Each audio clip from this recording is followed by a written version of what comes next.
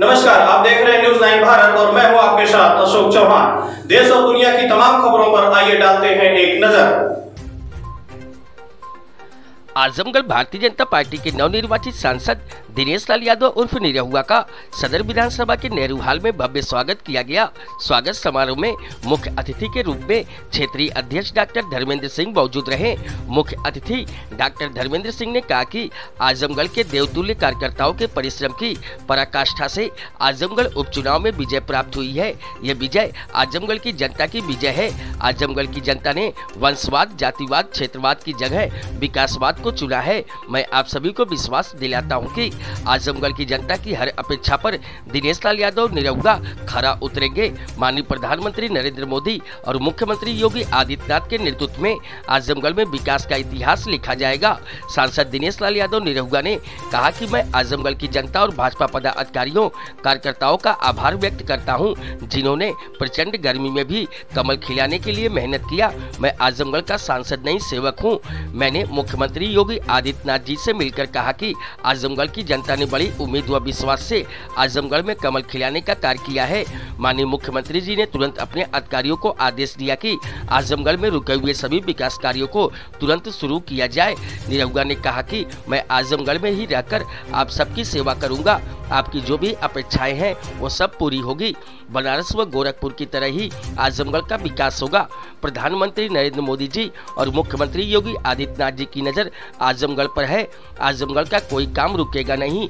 आजमगढ़ के रेल मार्ग का जो कार्य रुका हुआ था वो भी अब होगा।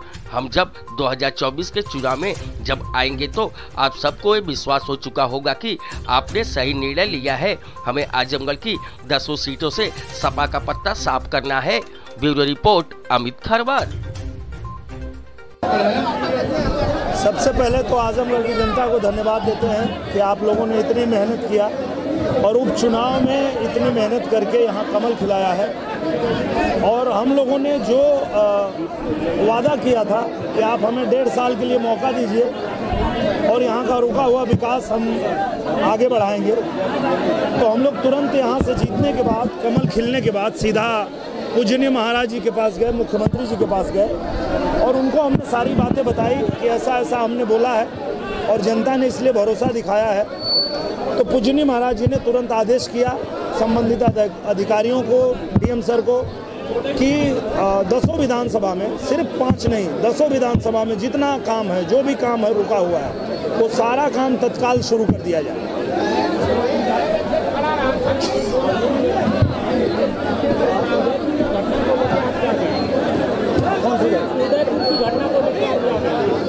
बहुत निंदनीय है इस तरह की घटना और आज के भारत में अगर हो रही है तो ये बहुत ही निंदनीय भी है और बहुत सोचनीय भी है। ये सोचना भी पड़ेगा कि हमारे भारत में अभी भी किसी की इतनी हिम्मत हो सकती है, किसी की इतनी औकात हो सकती है कि वो इस तरह से किसी व्यक्ति का गला रेत कर हत्या कर दे। जहाँ पे कि कानून का राज चलता है, जहाँ कानून सज़ा देता है, वहाँ इस तरह की घटना करने वालों को इतनी कड़ी सज़ा मिलनी चाहिए कि दोबारा कोई इस तरह की घटना करने के बारे में सोच ना पाए।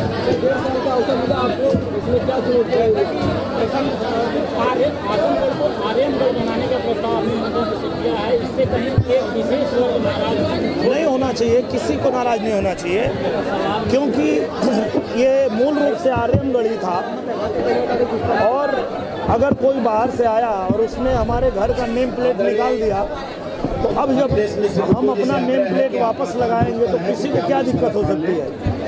अगर हमारा पड़ोसी या हमारा दोस्त मित्र, हमारे साथ रहने वाला कोई भी धर्म जाति का व्यक्ति अगर वो ये देख रहा है कि कोई बाहर से आया और हमारे इस ज़िले का नाम चेंज कर दिया, बदल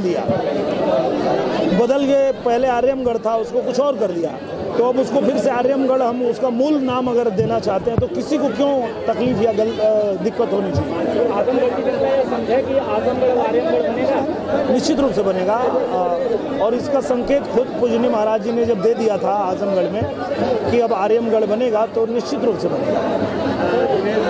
जब से आप चुनाव जीते हैं ओम प्रकाश राजभर जी लगातार अखिलेश यादव पे हमलावर हैं, इसको लेकर आप क्या कहें?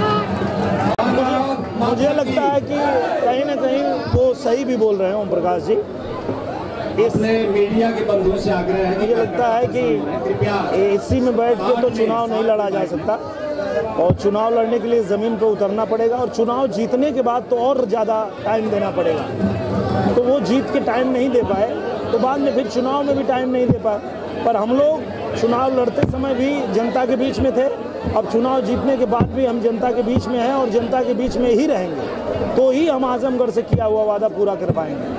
दिनेश जी, मैं इंडो थाई न्यूज थाईलैंड से हूँ जी, और पूरे वहाँ के जितने भी पूर्वांचल के उत्तर प्रदेश के लोग हैं आपके आजमगढ़ सीट निकालने में बहुत ही ज़्यादा हर्ष उल्लास के साथ है, तो उनके लिए 2 शब्द आप बोलना चाहेंगे? बिल्कुल बिल्कुल, मैं आप सभी को दिल से आभार व्यक्त करता हूं क्योंकि मैं भी जानता हूं कि आजमगढ़ की सीट का समीकरण इतना कठिन है कि यहाँ पे सिर्फ आशीर्वाद और दुआ से ही जीता जा सकता था।